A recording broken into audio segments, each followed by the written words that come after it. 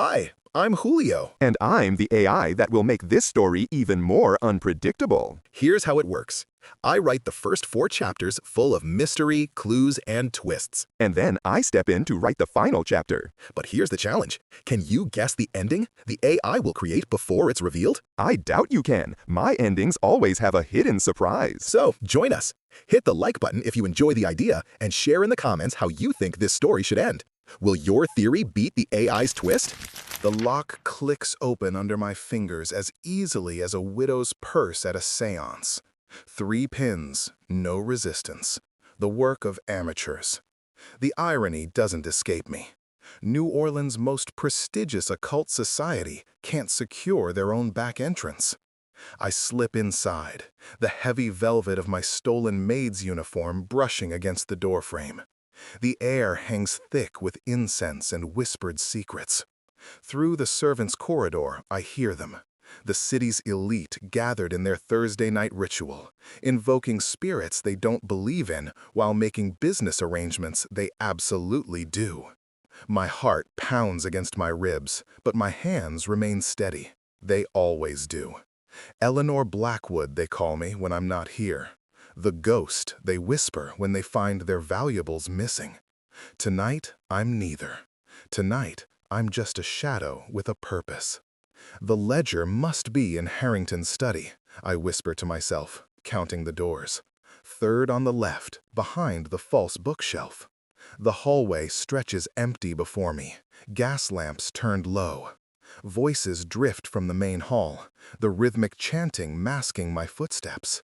I find the door unlocked. Another mistake. These people feel too safe in their wealth. Papers scatter across Harrington's mahogany desk, but I ignore them. The bookshelf beckons, and my fingers trail along leather-bound spines until I feel it. The subtle difference in one book. I pull, and the shelf gives way with a soft groan. Behind it, a small safe. Child's play. As the safe door swings open, my breath catches. Not because of the contents, a leather-bound ledger, just as my informant promised, but because of the name embossed on its cover. The Blackwater Society. My fingers tremble now. 5 years of searching, of building identities and tearing them down, of becoming whatever I needed to be to get one step closer. 5 years since Victoria disappeared. I open the ledger, and the room seems to tilt. There, on the first page, a list of names. And beside each name, a figure, a price. I flip through pages, my vision blurring. Dates, locations, amounts exchanged. And then I see it. Victoria Winters. My sister's name. Followed by a date. The day she vanished. And beside it, not a price, but a name.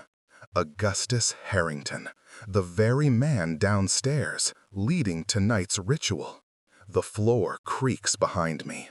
Finding everything you need, Miss Blackwood? The voice is honey smooth, cultured. I turn, ledger clutched against my chest, to face a man I've never seen before. Tall, impeccably dressed, with eyes that know too much. Or, should I say, ghost. We've been expecting you. A chill runs down my spine as I realize this was never about breaking in. It was about being invited. I don't believe we've been formally introduced. The man extends his hand, as if we're meeting at one of New Orleans' lavish garden parties rather than over a stolen ledger in a darkened study. Sebastian Cole. I handle Mr. Harrington's specialized acquisitions. I clutch the ledger tighter, calculating the distance to the window. And what exactly does Mr. Harrington acquire? Sebastian smiles, teeth gleaming in the lamplight. The very things people don't realize they're selling. My mind races to Victoria, her name inked in this book, her fate tied to this house. I need to escape with this evidence. Please, Miss Blackwood, if we wanted to detain you, there are 4 men stationed outside that door. He gestures casually, and 2 more covering the window you're eyeing. The trap tightens. What do you want? To help you. He steps closer. We've been watching your progress for months. Your quest for your sister is admirable, futile, but admirable. A scream erupts from downstairs, shattering our standoff. Sebastian's composure cracks. "That's not right," he mutters. "They haven't reached that part of the ceremony." I seize my chance, driving my knee into his stomach and bolting for the door. The ledger tucked beneath my arm might as well be made of gold for its weight in my conscience. The hallway erupts with voices and footsteps. I duck into an alcove as three gentlemen in evening attire rush past, panic etched across their aristocratic features. "It's happening again," one hisses, "just like the Duchamp's girl." I slip behind them down the servants' stairs. The main hall comes into view, a scene of chaos illuminated by candelabras. The ritual circle lies broken, chairs overturned.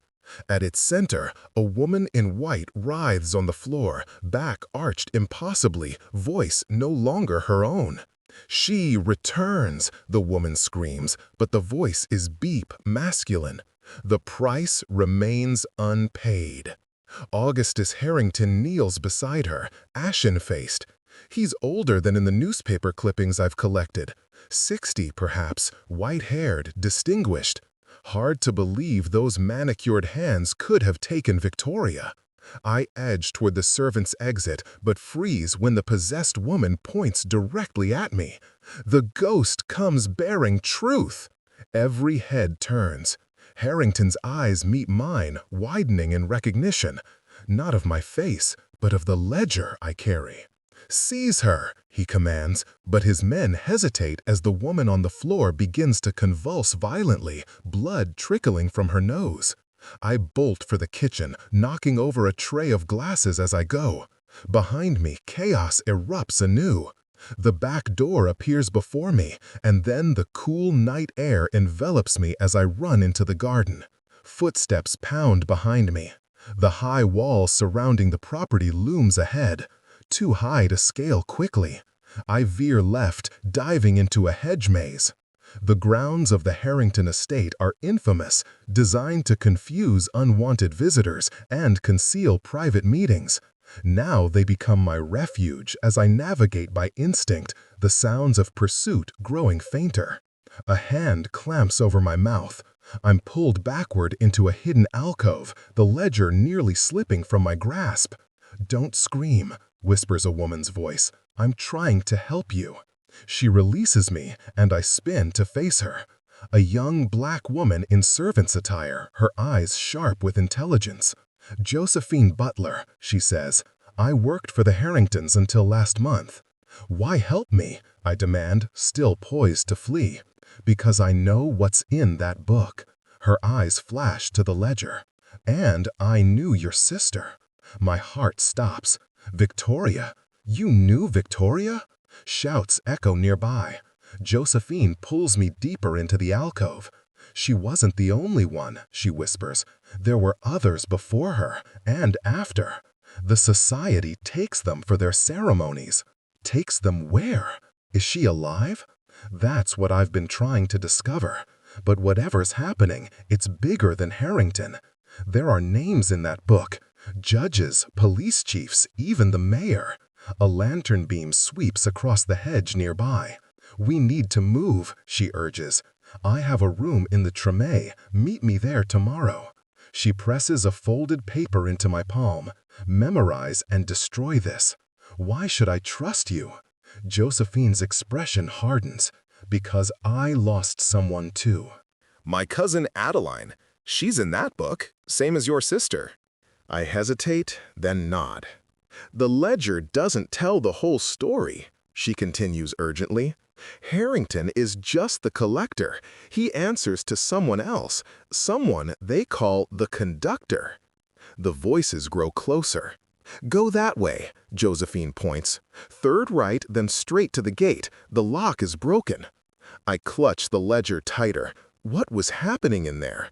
That woman. That wasn't supposed to happen. Fear flickers across Josephine's face. Something's changed. The spirits are angry. A crash sounds nearby. They're tearing through the hedges now. Tomorrow, she insists, pushing me forward. And watch for a blue door with brass numbers. They have people everywhere. I run, following her directions, the ledger a damning weight against my chest. Questions multiply with every step. Victoria, the society, this conductor, all pieces of a puzzle I'm only beginning to see. The gate appears, just as Josephine promised. I slip through, emerging onto a quiet street lined with oaks draped in Spanish moss. Gas lamps cast long shadows as I disappear into the night, unaware of the figure watching from a carriage across the street. The figure who makes a note in a small book of their own, before tapping the roof, signaling the driver to follow at a distance. The figure who whispers into the darkness. Found her. Dawn breaks over New Orleans as I hurry through the French Quarter, the stolen ledger hidden beneath my shawl. Sleep never came. How could it? Instead, I spent the night poring over names, dates, transactions. 37 women in 5 years, each with a price, each connected to a member of the Blackwater Society. I slip past early-rising shopkeepers, avoiding eye contact. My room above Madame Rosette's dress shop has served me well these past months, but I won't be returning. Not after last night. The street corners bear the usual sentinels, policemen pretending not to watch for pickpockets while collecting their own tributes from local businesses. One glances my way, and I instantly become another face in the crowd, shoulders hunched, steps hurried but not fleeing. Josephine's address leads me to the Treme district, where freed people have carved out their own world within the city. Here, the buildings press close, laundry strung between balconies like festival banners. Music drifts from open windows even at this early hour. A saxophone practicing scales, a woman humming while sweeping her stoop. I find the building, a narrow 3-story structure with peeling blue paint. Before I can knock, the door opens. "You weren't followed?" Josephine pulls me inside, scanning the street behind me. I took precautions. I don't mention the hour I spent doubling back, changing directions, slipping through crowded markets. Her room is small but meticulously organized. Books stacked neatly, a writing desk covered with newspaper clippings. Maps line one wall, pins and string connecting locations across the city. "You've been busy," I observe. 3 years, she gestures to the maps, "since Adeline disappeared." I place the ledger on her desk. There's something I don't understand. If these women are being taken for ceremonies, why keep records? Why risk exposure? Josephine's laugh is bitter. Because they don't fear exposure. Look closer at the names. Judge Beaumont, Police Chief Wilkins, Senator Thorne. These men own this city. But what are they doing with? My question dies as Josephine pulls a newspaper from her stack. 2 weeks ago. Found floating in the Mississippi. The headline reads, "Unidentified woman discovered near Algiers Point." I scan the article, stomach churning. Markings carved into the skin. Unusual preservation of the body. Compare the description to page 43 of the ledger, Josephine says quietly. I flip to the page. Margaret Collins, acquired January 15, 1893. Physical attributes listed like merchandise. A price, a purpose, vessel. The dates match. They're using them, I whisper. But for what? A knock at the door freezes us both. Josephine motions me to hide as she approaches cautiously. "Who is it?" she calls. "Delivery for Miss Butler." She frowns. I'm not expecting anything. I slide my hand into my pocket, fingers closing around my small blade as Josephine cracks the door. A young boy stands there, envelope in hand. "Man paid me to deliver this. Said it's urgent." Josephine accepts the envelope, passes the boy a coin, and quickly shuts the door. She breaks the unmarked seal and extracts a single sheet of paper. The color drains from her face. "What is it?" I move closer. "They know I helped you." Her hands shake. They've taken Isaac, my brother. We have 1 hour to surrender the ledger, or she can't finish. My mind races. This doesn't make sense. How did they find us so quickly? It doesn't matter. Josephine grabs her shawl. I have to go. Wait, I catch her arm. It's a trap. They'll take you too. He's 15, Eleanor. What would you do if it was Victoria? The question lands like a physical blow. What wouldn't I do for Victoria? We'll go together, I decide, but not with the ledger, not yet. Within minutes, we're copying critical pages, names, connections. I stash the copied sheets inside my bodice while Josephine conceals the ledger beneath a loose floorboard. The meeting place is St. Louis Cemetery, she says, reading from the note. They're not even trying to be subtle. We hurry through back streets, avoiding main thoroughfares. The city feels different now. Every shadow potentially harboring Harrington's men. Every passing carriage possibly containing members of the society. Tell me about Victoria, Josephine says as we walk, perhaps to distract herself from thoughts of Isaac. What was she like? Memories surface. Victoria sketching by lamplight. Her laugh when I attempted to teach her lock-picking. Brilliant. Artist. Too trusting. My throat tightens. I was supposed to protect her. What happened? I was working a job. A countess with more jewels than sense. Victoria was supposed to wait at our rooms. The familiar guilt washes over me. When I returned, the door was open. Signs of struggle. No Victoria. And the society? How did you connect them? A button, I say, left behind in the struggle. Distinctive. Silver with an emblem. Took me 2 years to trace it to Harrington. The cemetery comes into view, its whitewashed tombs gleaming in the morning sun. New Orleans buries its dead above ground, the water table too high for traditional graves. The result is a city of miniature houses for the deceased, streets and alleys formed between family crypts. This is wrong, Josephine murmurs as we approach. Too quiet. She's right. No groundskeepers, no mourners, no sign of Isaac or his captors. We enter cautiously, moving between the tombs. The silence presses against my ears, broken only by distant church bells marking the hour. Isaac, Josephine calls, voice echoing off stone. No answer.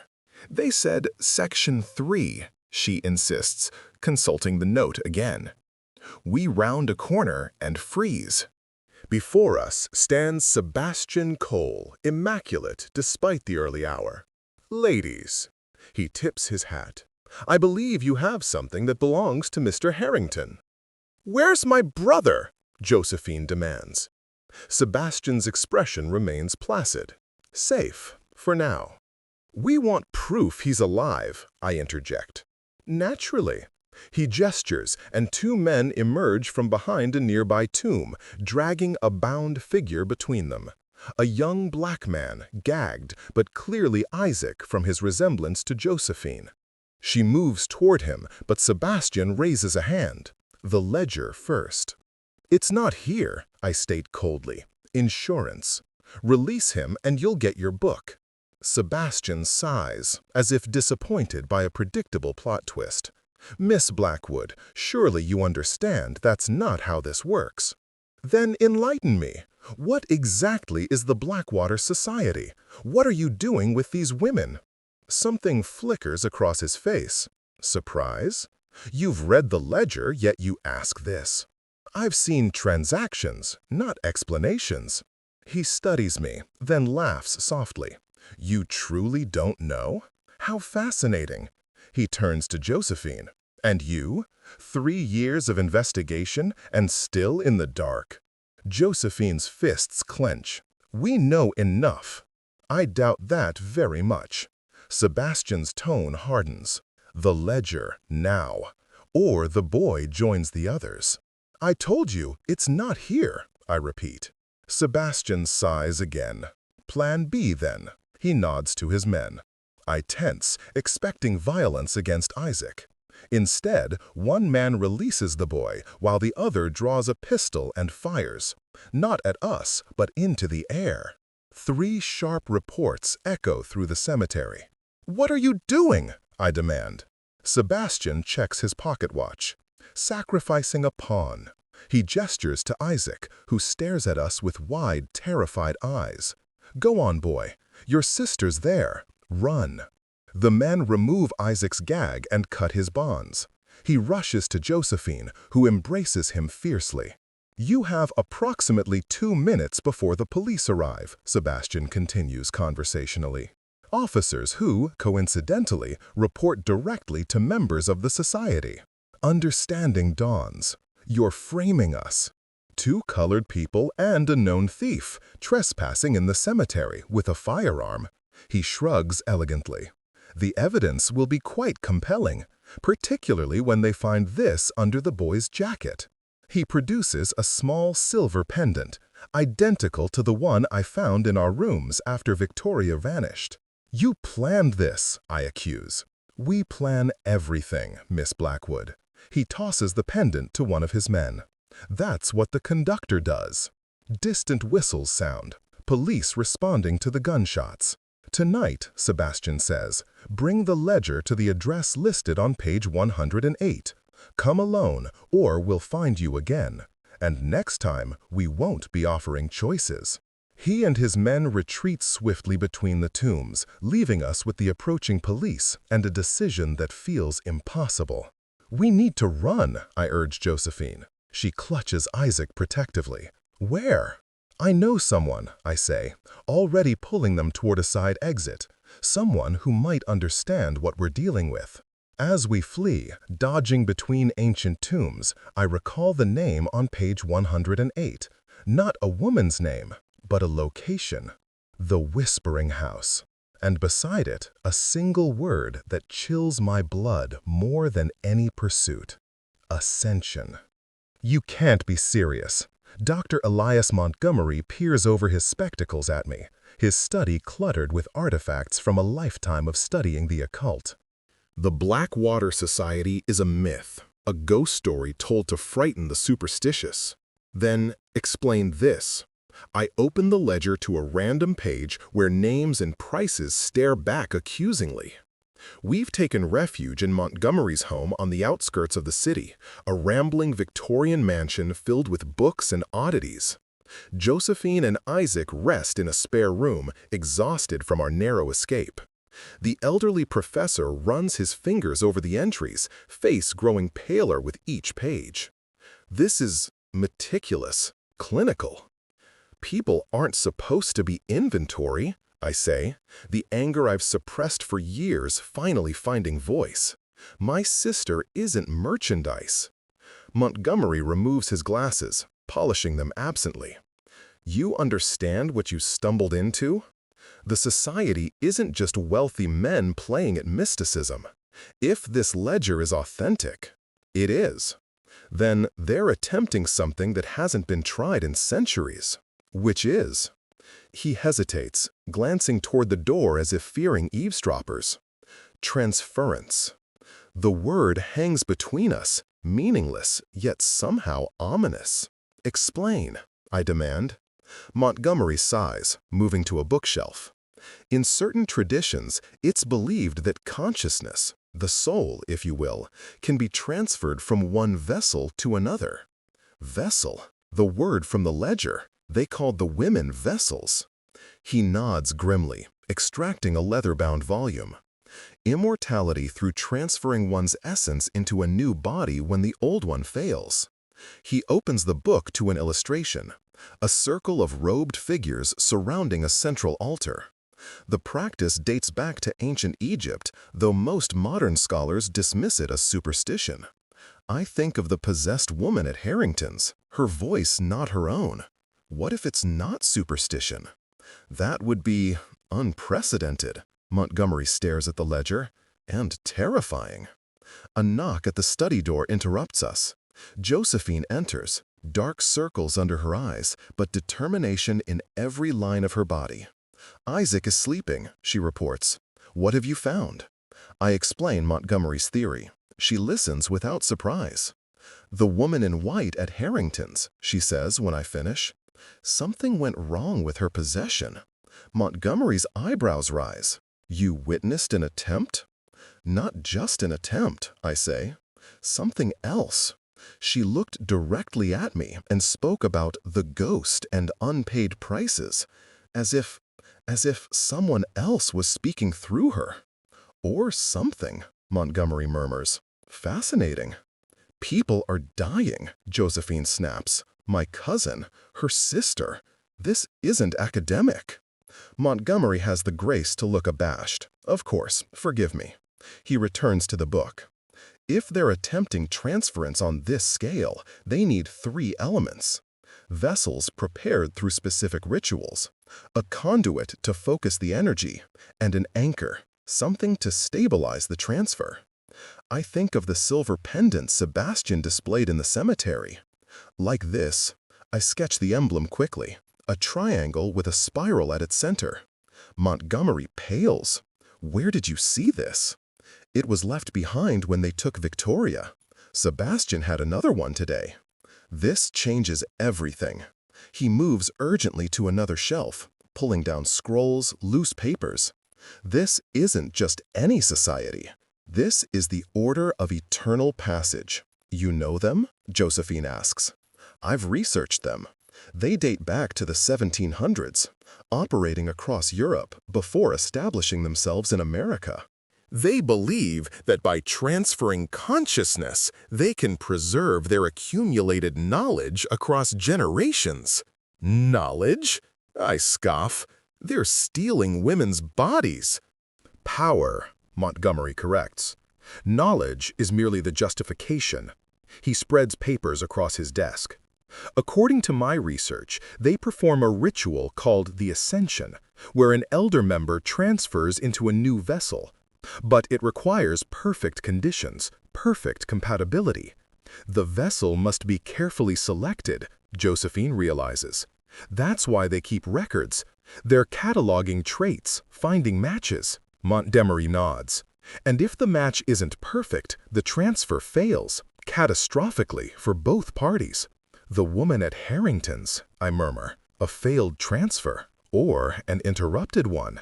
Montgomery's expression grows troubled.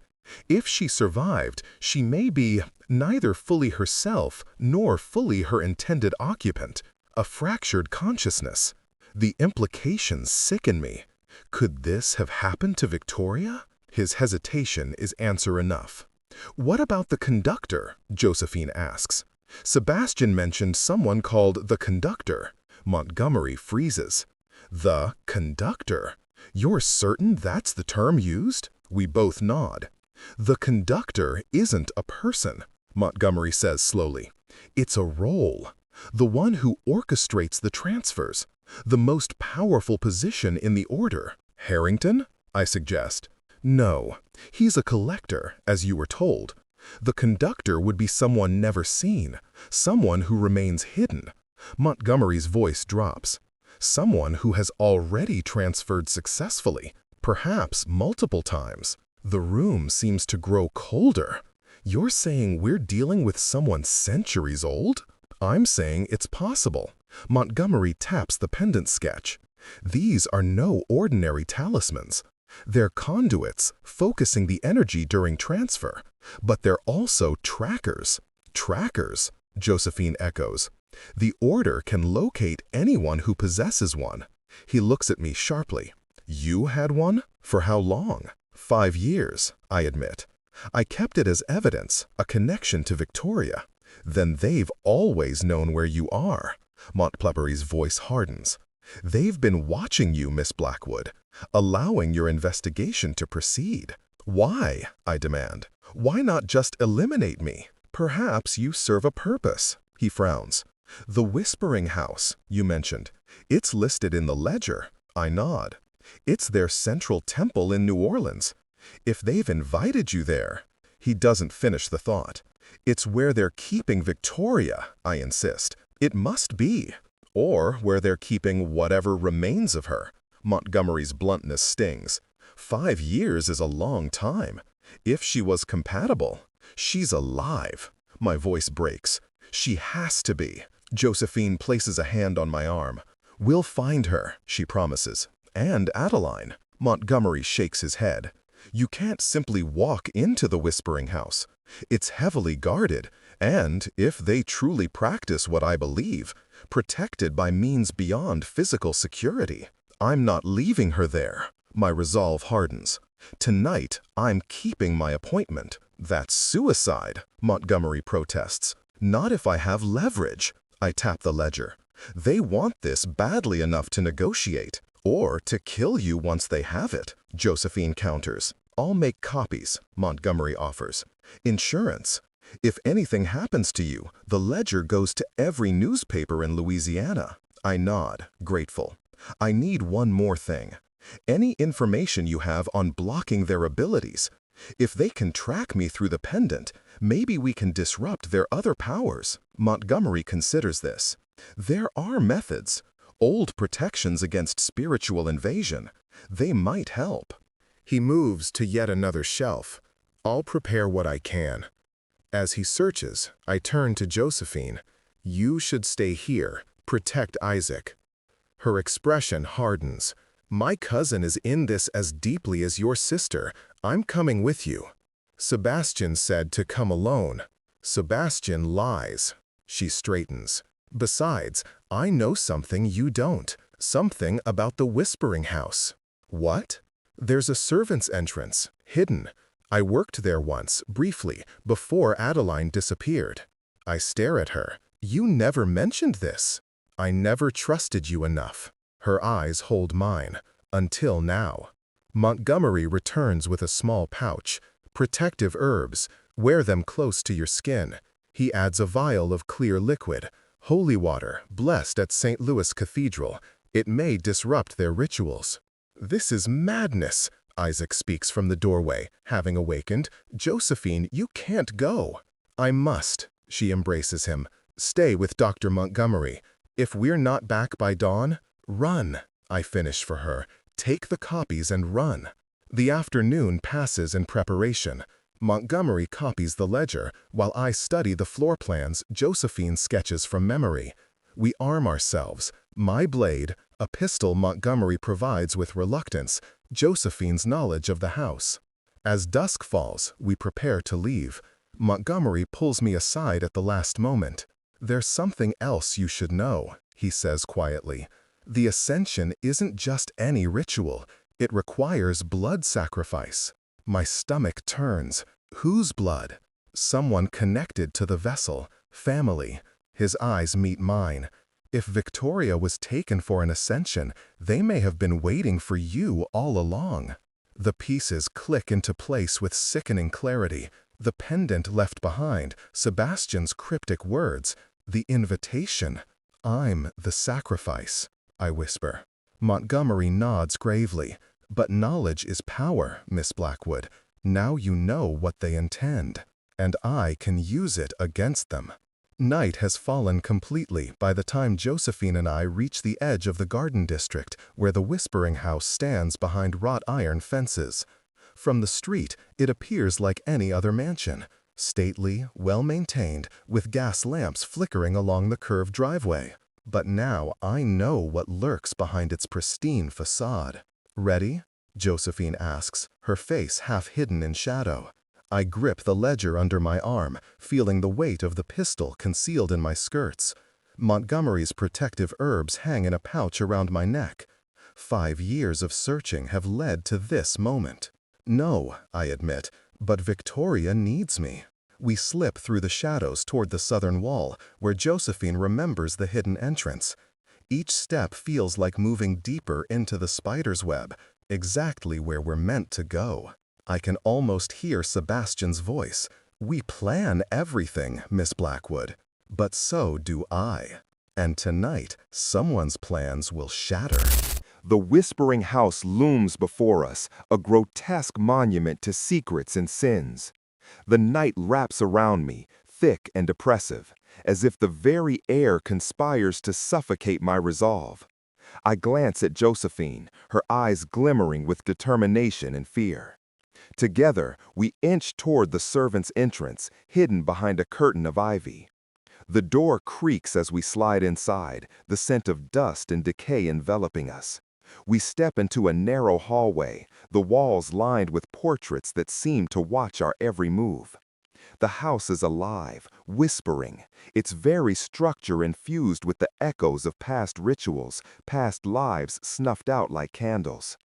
"Keep your voice low," I whisper, my heart racing. Josephine nods, her presence a steadying force amid the chaos swirling in my mind. Ahead, the dim light of a flickering candle dances on the walls. We move cautiously, following the sound of distant murmurs that weave through the air like a haunting melody. My stomach twists as I remember the ledger, the names, the prices. Each entry is a life stolen, a soul bartered. "I've been here before," Josephine murmurs, her voice barely above a whisper. "The kitchen is this way. There's a back staircase that leads to the upper floors." I nod, my mind racing with the implications of her words. We need to find Victoria before it's too late. We reach the kitchen, a cavernous space filled with shadows. A faint light glows from a door at the far end. Josephine gestures toward it. "That's the way to the stairwell. We'll be able to move unseen." Just as we turn, the sound of footsteps echoes down the hall, heavy and deliberate. My breath catches, and I pull Josephine back, pressing us against the cold stone wall. "What if they catch us?" she breathes, her eyes wide with fear. "They won't," I say, though my heart races. "We'll wait." The footsteps grow closer, voices murmuring in hushed tones. I strain to listen, catching snippets of conversation that send chills down my spine. The conductor is expecting her. Tonight is crucial. I exchange a glance with Josephine, my heart sinking. They know I'm here. They've been waiting for me. "Now," I whisper urgently, and we slip through the doorway into the darkened corridor beyond. As we ascend the creaking stairs, every sound feels amplified. The whisper of our clothes, the thud of our hearts. The air grows heavier, charged with something sinister. "Do you think they'll perform the ascension tonight?" Josephine asks, her voice trembling. "They must. They've gathered everyone," I reply, recalling the names in the ledger. "We have to hurry." We reach the second floor, and I spot a door slightly ajar. A flickering light spills from within, accompanied by muted chants. I nod toward it, and we approach cautiously, peeking through the crack. What I see makes my stomach churn. A group of robed figures stands in a circle, their faces obscured by hoods. At the center, a makeshift altar draped in white cloth holds an array of strange objects. Candles, symbols, and a small dagger that glints ominously in the candlelight. "Victoria," I whisper, my heart aching as I scan the room for any sign of her. Josephine grips my arm. We need to find a way to disrupt this. Just then, a figure steps into view, a tall man with silver hair, his presence commanding. Augustus Harrington. My breath catches as I recognize him from the articles I've pored over. "Tonight," he intones, his voice echoing with authority, "we reclaim what is rightfully ours. The conductor demands it." A shiver runs down my spine. The conductor. The puppet master pulling the strings of this dark tale. "We have the vessel," Harrington continues, gesturing to a figure bound on the altar, struggling, desperate. "Victoria." "No," I gasp, instinctively reaching for Josephine. She squeezes my hand. "We have to act. I can't let this happen. I can't let them take her from me again." "Distraction," I whisper. "We need to create a diversion." Josephine nods, her eyes scanning the room. "The candles, if we can knock them over, it'll cause chaos." I take a deep breath, steeling myself. On three. 1, 2, 3. We burst into the room, and I hurl a nearby vase toward the candles, shattering it against the wall. Glass and flames erupt as chaos ensues. Figures turn, gasps fill the air, and the chanting dissolves into panic. I rush toward the altar, Josephine at my side. "Victoria!" I shout, reaching for her, but a strong hand grips my arm. Harrington's eyes blaze with fury. "You shouldn't have come here, Miss Blackwood." Before I can react, he pulls me back and I stumble. But Josephine is quick, darting around the altar. "Release her," she demands, lunging toward Harrington. But it's too late. The other figures recover from their shock and move to restrain us. "Stop!" Harrington roars, but the power of the chaos unleashed takes hold. In the midst of the confusion, I spot the dagger on the altar. "Josephine, the dagger!" She nods, her gaze locked on the weapon. I break free from Harrington's grip, racing toward the altar. But just as I reach for the dagger, another hooded figure lunges, tackling me to the ground. "Get off me!" I scream, struggling against the weight of the robe. Josephine shoves the figure aside with surprising strength, and I roll to my feet, grabbing the dagger. "Now!" I shout, holding it aloft. The sight of the blade sends a ripple of fear through the group. "Get Victoria!" Josephine urges, and I dash to her side, cutting through the ropes binding her. "Eleanor!" she gasps, eyes wide with disbelief. "We're getting you out of here," I promise. But as I free her, Harrington's voice slices through the chaos. "Fools! You think you can disrupt the ascension? You'll pay for this!" The remaining figures scramble to regain control, but the flames spread, illuminating their faces, revealing fear and desperation. "Move!" I yell, grabbing Victoria's hand. We break through the crowd, hearts pounding, the dagger still in my grasp. The exit looms ahead, but the robed figures block our path, desperation etched on their faces. "Don't let them escape!" Harrington barks. But just then, a loud crash reverberates through the room. A beam collapses under the weight of the flames. "Quick!" Josephine yells, shoving a hooded figure aside as we push through the chaos. The smoke swirls around us, choking and thick as we burst into the hallway. "Which way?" Victoria gasps, her eyes darting. "Down, the back stairs," I shout, leading the way. As we sprint down the corridor, I hear shouts behind us, the sound of chaos still echoing through the house. We reach the stairs, my heart racing as we descend, but just as we reach the bottom, the door swings open, revealing a group of hooded figures. "Stop!" one shouts, raising a hand. "No!" I scream, pushing Victoria and Josephine ahead. I grip the dagger tightly, adrenaline surging as I prepare to fight. But then a figure appears behind the hooded figures. Sebastian! "Let them pass," he commands, his voice low and calm. "What?" one figure protests, but Sebastian steps forward, eyes blazing with authority. "Let them go. The conductor wishes to see them." I falter, uncertainty flooding my mind. "Why would he want us?" I demand, my grip on the dagger faltering. Sebastian's lips curl into a sinister smile. "Because you're already entangled in this web. You are the key to the ascension." "I'm not playing your games," I snarl, ready to fight, but Josephine pulls at my arm. "Eleanor, we need to go!"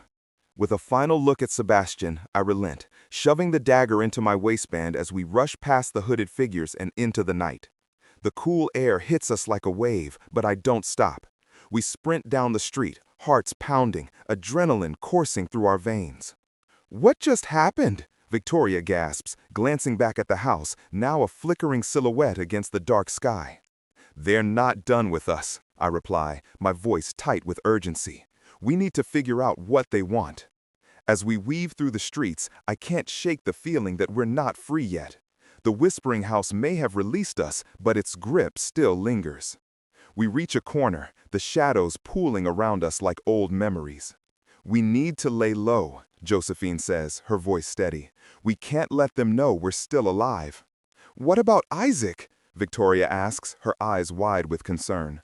"He's safe," Josephine assures her, "but we need to regroup, come up with a plan."